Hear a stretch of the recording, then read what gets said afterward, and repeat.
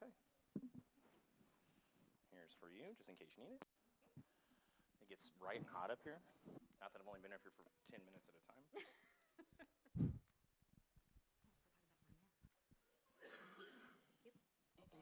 Good morning, guys. Good morning. First off, if you're a guest here, this is, hello? I'm not on? Hello? They told me they would do it up there. Thank you. I do need a roadie. Test. Are you? I'll use this one for now. Hello?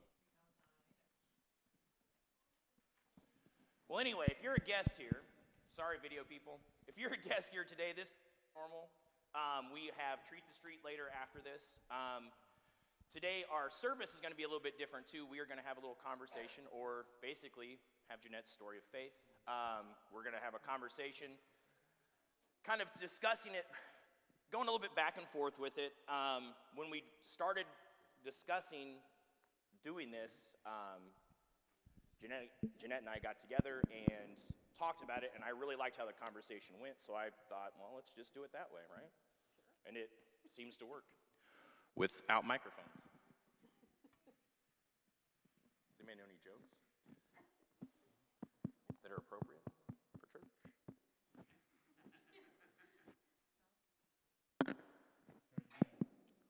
Hello? Check. Siblets, check one. I do have a light on my mic. Is it yellow? I'm colorblind. And the clock back there is not working. Okay.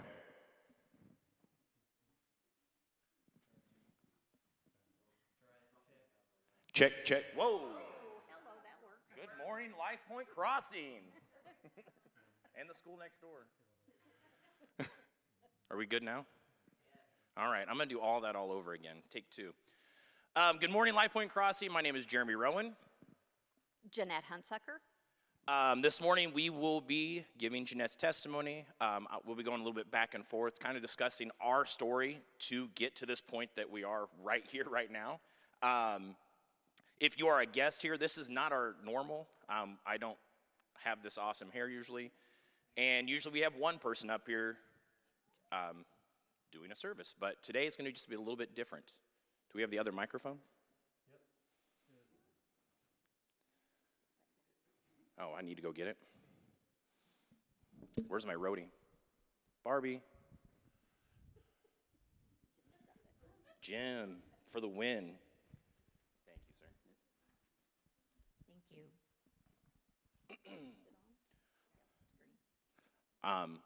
So basically today, we're just going to have a conversation. You guys are going to be privy to it. If you guys, shout some stuff out. I like interaction with stuff. I loved Ken's service where we got to actually shout things back at him. That was really fun. I guess we'll just go ahead and get started with it. Okay. Go for it. I want to talk to you a little bit about what my life was like before I became a Christian and what happened to lead me to that to that decision. It's kind of a long story, but just took me a lot of years. Hopefully, for those of you who are younger out here, don't take that long. Why wait till you're in your middle 40s to do that? If you had asked me growing up, I would have told you I was a Christian. I was raised in church. My whole family went to church, and so I thought that made me a Christian. And then when I met my husband, his family went to church, so I thought, we're good. We're a nice Christian couple. And so I would have told you that I was a Christian. But then I was a real rule follower. And so I tried to keep all the rules, which is a little hard to do. But I really tried to do that. But what I found out was I was angry a lot, I was depressed a lot, and I tried to control everything around me, and I thought I was doing a good job of that. And I'll tell you what got my attention the first time. My son had run away, and we didn't know where he was. And I just got to the point where I was so angry about that, and we had called the police to see if they could find him. And so right before they got there, I just had this fit of rage coming over me, and I tipped over tables in the house and knocked things over, and I was sitting in a heap of books and tables when the police got there. Now, does that sound like I had everything under control? It didn't look like it when they got there. And so that was kind of my first clue that I might not have everything in control. So that was kind of my life growing up and as I became a parent. So what about you, Jeremy? What was your life like growing up? Same deal. Oh, well, not same. It's similar, but I did see a lot of like similarities in when we were talking before. I was brought up Christian. We didn't really go to church, so I was unchurched, I would say. But I was I was brought up to do right to people, follow the Ten Commandments. I knew who Jesus was. I realized that he was born, died, and risen again for our sins. So I got that part of it, but I didn't grasp the rest of it. But it was something that I craved. So through friends and grandparents and others, like I church hopped a lot. I was a Royal Ranger even for a whole summer. Do you guys know what Royal Rangers are? Anybody? No? It was Boy Scout. Let me tell you about Royal Rangers. It's not Buzz Lightyear, but it's like Cub Scouts or Boy Scouts for church, which I thought Boy Scouts was for church. But anyway, that's a whole other story.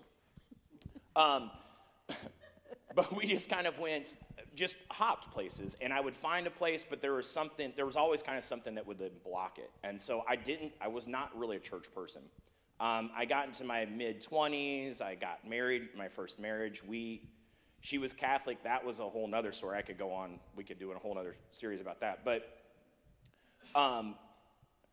basically what happened was I felt that I wanted to go to church as a family, right? I had my wife and me, and we were going to have kids, and we need to bring them up in church. And so I started going, ironically enough, I think she went once or twice, but I kept going, and we had a large fight, and I remember ducking a couple glasses because I was cheating on her with church.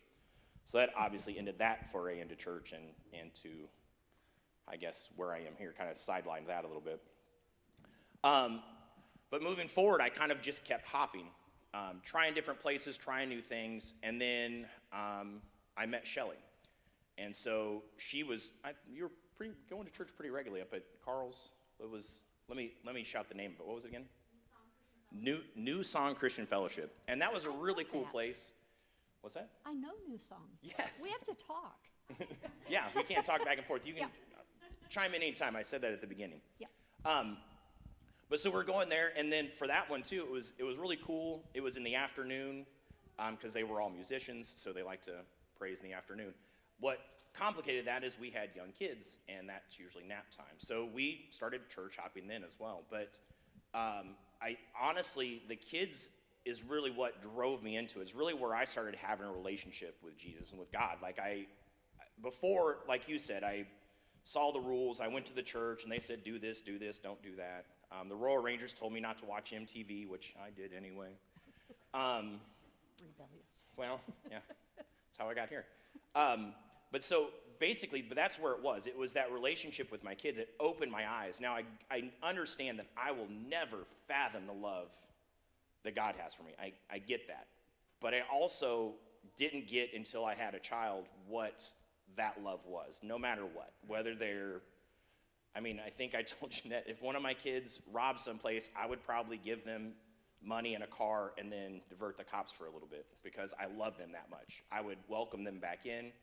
I'm going to have to turn them in eventually because that's the right thing to do. But I love them that much, no matter what. There's nothing in this world that could change that. And now I can realize that it doesn't matter if I cross all the T's and dot all the I's in my Christian walk. God is going to accept me back every single time.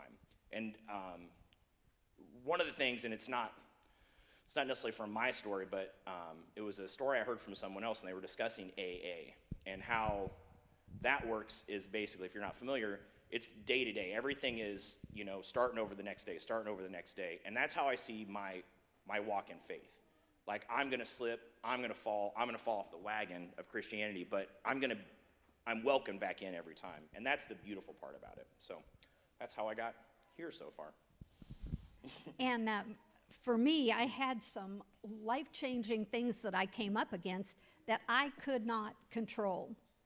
At this point, my son had run away, had been gone for several days. We didn't know where he was. And as a mom, that's just heart-wrenching. You don't know where they are or what they're doing. That same month, my dad was diagnosed with cancer. And if you've been through the stress of those kind of things, Cliff and I were arguing a lot. And so those things I could not control. And so I just realized this as I was putting this together, but in July of 1996, it's been 25 years ago, that I went into the hospital and was in the mental health unit for several days. And when you're there, all the control that you think you have, you don't have. They lock the door, they tell you when to get up, they tell you when to eat, they tell you when to go to this class and all of those things. So I had no control over there. And while I was there, I did get a diagnosis. I was diagnosed with severe chronic depression. First time that I kind of knew what was going on with me. And so I want to talk just a minute about depression. We're getting into these months, in the fall months, when if you struggle with depression, it's going to get a little bit worse through these months. Not that you can't get through it, but I'm just saying to be aware of that. So we go through some symptoms. Do you have feelings of deep sadness? Do you have lost interest in activities that you used to really like to do? Have you lost your ability to function at home or at work? A lot of people do that, and other people have to step in and help them with that. Do you eat too much or too little? Either of those. Do you have trouble sleeping or sleeping too much? That was kind of one of my things. If I could just sleep for a while, my brain would rest, or I thought it would. Is your mind when it shuts off, right? Yeah, when it does. Is your mind overactive, or are you feeling numb? A lot of people explain that. That's how I would do. I would just try to go numb so I wouldn't feel any of it. Do you feel worthless or guilty for everything that happens? Some of these you'll notice. There are the words always, never, everything is on me. Difficulty thinking, concentrating, or making decisions. I have trouble making decisions because I'm a middle child. So my older brother used to tell me what to do, and then my little brother, he just kind of cued himself into it, So decisions was always kind of. And do you have thoughts of suicide? Before people get to committing suicide, they have had thoughts of suicide for, I would say, a good long while. It's really in their mind. They may not share it with you at all, but they do have. So here are some things I want you to do if you're feeling those things. And Jeremy and I talked about this. Talk to somebody. There's somebody that you can talk to that you can trust. Call your doctor. And then do what they say. You may have to call them a lot of times. Yeah, we've talked about it. Do what they say. Call them multiple times if you need to. Don't be afraid to do that. Take a mental health day. I just heard this recently. I think it's such a cool idea. Just a day off where you don't plan anything and do whatever you really like to do, and just give yourself a day. And that helps a lot. And I say it this way, if you need to go to the hospital, be brave enough to do it. It's hard. It is so hard to do. The people around me were not happy that I did that. they were not happy that I got counseling. So there's still a stigma of mental health help that's out there. So don't be afraid of that. Do you have anything to add? Yes, this is my part. This is where This is your part. This is where I jump in. So basically, we were going over this before, and I might not already realize and knew this, but it brought back thoughts. So just in case you guys don't know this, last year I fought depression majorly. I was incredibly depressed. COVID took, well, it didn't take everything, but I thought it did. I thought it took my identity. I thought it took my paycheck. It took absolutely everything I had. And I had all of those, like every single one of them. I had thoughts of suicide. I had thoughts that everything was my fault. I thought that every decision I made was a bad one, which again led me up here, but that's a whole nother story also. But it was just a scary road, and it's like, the way it felt to me, it was like drowning. Like, I'm swimming, I'm doing great, oh, I'm treading water, now I'm not, now I'm way under. And the hardest part was to admit to myself, and then to my family, and then to others around me, and eventually my doctor, which honestly, I remember the day I did it. But it was hard to admit to that. But that was that first step. That was the first movement out of it. That's how I got out.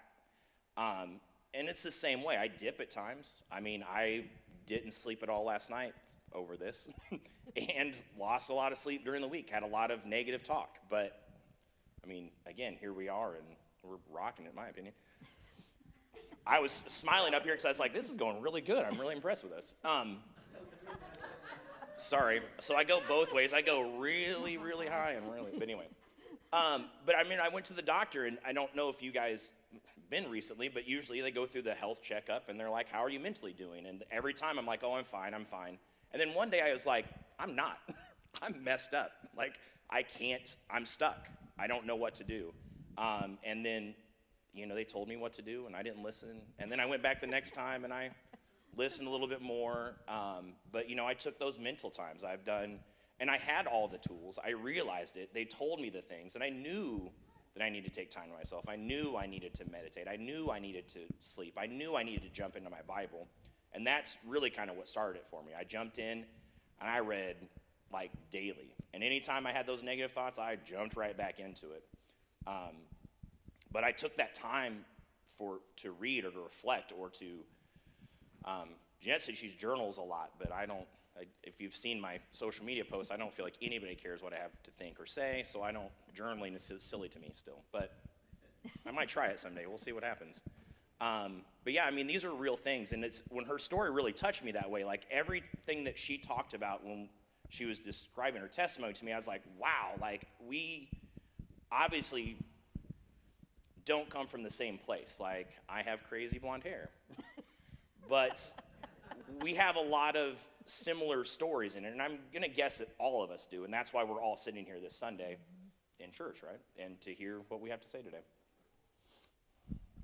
Okay, some things that I learned while I was in the hospital, which was key. You don't have to go to the hospital to learn this. But when I went in, Jesus went in with me. Now, I don't know about you, but when I went in a locked unit, my thinking was, it's locked. Nobody can come in unless I say they can come in. It was still another control thing, but it did not occur to me that Jesus does not ask our permission if he can come with us or not. And so when I went, he came with me. I was in the old Baptist Memorial Hospital. If you remember that, they don't have it anymore. But I heard people praying for each other. And I was telling Jeremy, at first that kind of aggravated me. It's like, wait a minute, who said God could come? And I didn't even know I was thinking that. But there were people praying for each other in there. I told my story, and I found compassion. I told my entire story to the counselor, the things that I'd been through. And at the end, he said, that must have been really hard. Do you know how that feels when somebody says, I get that? I understand what you feel. That's why we need to have compassion for each other. We need to listen to what people are telling us. their stories are hard. Amen. And so I found out that the people that were there were like me. You know, we didn't have the same background. We didn't have the same parents. We grew up so different. But in our hearts, we were the same. And I realized that and realized I wasn't alone in that. And when I left there, we were headed to the lake. Lucas had been found at that point, my son. And so we were all going to go to the lake. We got down there, and my mother-in-law said to my husband, "You're going to take him, and you guys are going to kind of go do your thing, and I'm going to take care of her." Our support system is so important. She never knew what she did for me.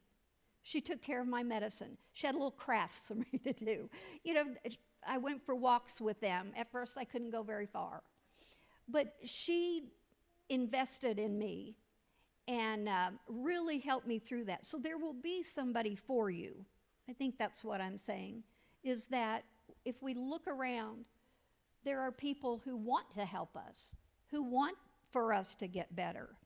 And then I'm so quick at things, Jeremy. I just catch on so quick.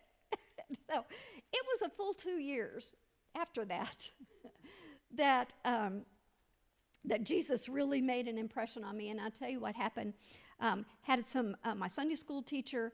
We had a big Sunday school class. We got together every week and we did stuff together, and it was so fun. I'd just seen his wife and his daughter that morning, and we had a great time. And I got a phone call that afternoon that he had had a massive heart attack and did not survive it. He was 57 years old, just a little bit older than Cliff and I, and that just really stopped me in my tracks. Someone asked when they were praying, I've heard other people say this, but I want you to hear it. But do you know that Jesus did for you on the cross what you cannot do for yourself? You can't be good enough. You can't be in control enough. You can't be what you need. Only Jesus can do that. And that was at the point where I surrendered to Christ. All my trying, all my controlling, none of that worked. And I want to share for you what Jesus did for you. You know the verse. For this is how God loved the world. He gave his one and only Son, that everyone who believes in him will not perish but have eternal life. God sent his Son into the world not to condemn the world, but to save the world through him. That's how much he loves you. That's how much he cares about what's happening to you, and we have to know that. And so I want to try to tell you how my life is different now. You want to jump in here? You want to tell how your life is different now? You've shared some of it. I did share some of it. So where did I leave off? Oh, yes. So basically, during this time, I kind of felt lost. I was all over the place. I saw my doctor. I jumped into my Bible, and it just spoke to me. And I think over the summer, it was COVID, so maybe not you notice this or remember this, but we tried to start a Bible study. Like, I really got in. Like, I wanted to be part of this church. Like, I need to dedicate my time. I have the time for it. And this is something I just feel passionate in doing, which then led me to doing the awesome videos that we do, and then led us to the giving, and now sitting up here. But I do see, or I still have the negative thoughts, like I mentioned before, like doing this and setting this up. Every time I come up here for the giving thing, like I panic like 5 seconds before I step up on this stage. It just happens. But it feels so great after it's done, and this is going to as well. But I still deal with those things. Like, I'm not perfect. I do need Jesus' help. The prayer just does so much for you. And then to have somebody else do it over you or for you is just amazing. And just to ask somebody. And like you said before, like somebody's there to help you. Well, sometimes all it is just a listening ear. Like it could be they can't help you. They don't know how to. They're not even equipped to help you. But sometimes just sitting down and talking to somebody about what's bothering you or what's inside of you, just getting that exercise in that demon, if you will, is just empowering. And then, maybe that person is equipped and does tell you, I know how you're feeling. And that, holy cow, just like opens up so much stuff when that happens. And you just talking about it kind of reminded me of it. But, it is like that AA statement. Life is every single day. Like, we're going to crash, we're going to fall, something's going to happen. Your wig won't go on right when you're trying to get to church early to help set up Treat the Street and then have to do the service. It just, things happen, but we just have to persevere and keep moving through it. And through the love of Jesus and through our belief in God, like honestly, that's really the only way. There's little things we can do. Like I said before, like, I think exercise is important for my mental health, for my physical health. I think that eating right helps with those depression thoughts and anxiety and things like that. There's a lot of things we can physically do, but prayer, man, that just is, it's life-changing. And to honestly do it, to honestly ask for things. Like, I felt guilty before I made this change in asking for stuff. Like, I felt like, why do I deserve it? Why does God care about, like, same as my Facebook post, like, why does he care what I'm dealing with or worried about? But he does, every day. Like the Reckless Love song, I love that song, it's so great, it speaks to me. But, it's just, the love of God, it's just great. It's back to that, like, it's so unfathomable, it just blows my mind. But these are some things that I have found that help me. How's my life different now? I stopped trying so hard, but I started training myself to think different thoughts, take every thought captive. You have to pay attention to what you're thinking so your mind doesn't get out there. Like Jeremy, I started studying my Bible. I added self-care and self-examination. You got to check in with yourself and see how you're doing. Are you isolating yourself? That's a big sign for me if I don't want to get out and go do something. Galatians said, for the whole law can be summed up in this one command: love your neighbor as yourself. And we can't love others if we don't love ourselves. And there's a whole lot of people that don't love themselves. And so let's take time to do that. We're not conceited. It's not that kind of a love. But it's a love for yourself, to take care of yourself. Learning that I can't control other people and other situations. So I've learned quickly now to turn them over to God. I can pray for them, which I do a lot. I speak to them if God asks me to. I just felt impressed the other day, to jot a note to my son over Facebook, and so I did that. And if you haven't ever taught a class, you should think about doing that. You learn more by studying to teach than you do studying on your own, because you have a timeline. You need to, you have to be disciplined about it. You have to answer the questions they ask. That's right. The last thing I want to leave you with for me is Psalms 40, 1-3. This sums up what has happened in my life. Psalm 40, 1-3. I waited patiently for the Lord to help me, and he turned to me and heard my cry. He lifted me out of the pit of despair, out of the mud and mire. He set my feet on solid ground and steadied me as I walked along. He has given me a new song to sing, a hymn of praise to our God. Many will see what he has done and be amazed, and they will put their trust in the Lord. That's my prayer. I want people to see or to hear, what's happened to me, what Jeremy's testimony, what we can share with each other, so that they would come to love God. And so that's my prayer for all of you. for today. That was great. Thank you. Thank you so much. Let's give her a hand.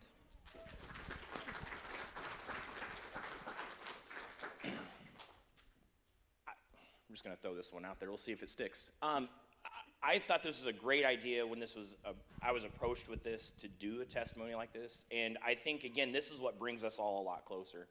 So, just throwing it out there. If you guys are interested in doing something like this, if you have something you want to get off your chest, you want to come up here and give your testimony, please talk to our leadership. I would love to do this again. This was a good time. Or you can get another host. That's totally fine. That doesn't bother me. They first asked if I want to give my testimony, and I was like, well, we're going to need like a series on that, because it's, again, mine, it's a leap to faith, and then it's a run from it, and then a leap to it, and a run from it. It's not a straight path for sure. But I think that's the beautiful part of it, and the story of it, and hearing other people talk about it, that's what's powerful. Like we said, just getting it out there. If you guys don't mind, let's finish in a prayer.